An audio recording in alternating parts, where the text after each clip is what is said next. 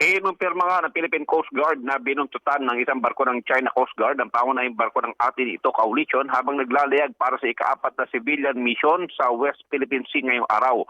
Sinabi itong si Philippine Coast Guard for the West Philippine Sea spokesman Rear Admiral J. Tariela na kumpirma ang insidente matapos magsagawa ng regular na Maritime Domain Awareness Flight na isinagawa ng PCG Aircraft 4177 ang insidente sa himpapawid ng Kalayaan Island Group.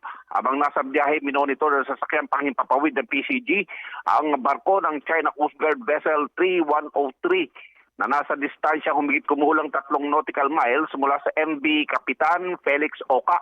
Ang pangunahing barko ng atin ito Coalition na noon naman ay nasa tinatayang 90 nautical miles hilagang silangan ng Pag-asa Island.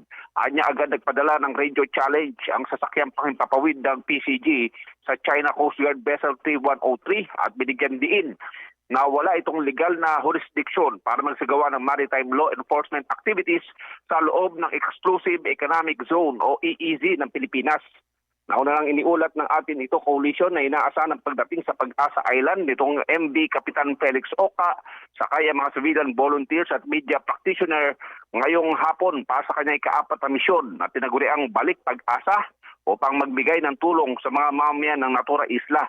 Kahapon ay nakarating na rin ang support boat na ML Chowi na siya naman nagsilbing advance party ng atin ito Coalition.